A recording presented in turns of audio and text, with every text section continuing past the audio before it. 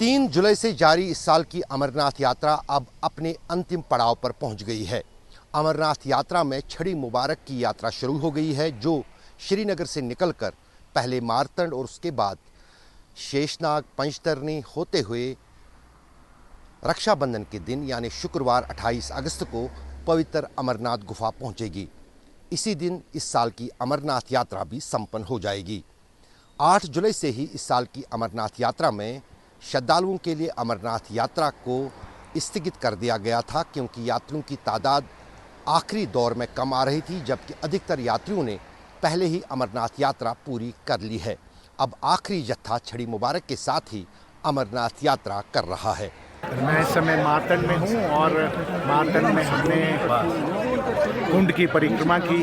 काफ़ी अधिक संख्या में सभी तबकों के, सभी संप्रदाय के लोग यहाँ उपस्थित थे छड़ी मुबारक के स्वागत के लिए। हमने परिक्रमा कुंड की किया, मछलियों का उनका जो भोज है वो भी अर्पित किया, छड़ियों का स्नान किया और अब इस समय मैं आपसे मुखातिब हूँ। यहाँ से अब हम यहाँ से निकलेंगे पहलगांव के लिए, लेकिन उससे पूर्व सरगबल में लिद्दर नदी के उस पार गणपति जी का सांकेतिक सिंबॉलिक जैसा मंदिर है, वहाँ शिला का पूजन करेंगे। यह मानकर कि ये गणपति यहाँ बैठे हुए हैं, हम यात्रा प्रारंभ कर रहे हैं, उनको नमस्कार करेंगे और उनसे प्रार्थना करेंगे कि जो भी यात्री या जो भी साधु हमारे साथ छड़ी मुबारक के साथ हैं, उनकी यात्रा निर्विघ्न संपन्न हो। उसके पश्चात पहलगांव छड़ी मुबारक विश्राम स्थल में छड़ी आज के दिन विश्राम करेगी। आज दशमी का दिन है, जैसे मैंने कहा, एकादशी के दिन भी हम पहलगांव में रहेंगे। द्वादशी की रात जो कि 24 की रात है वो चंदनवाड़ी, 25 की रात्रि शेषनाग। चूँकि इस बार तिथियों में भिन्नता है, हम चूँकि यात्रा यह है, इसका निर्धारण तिथियों के आधार पर होता है, ना कि ग्रेगोरियन कैलेंडर के आधार पे।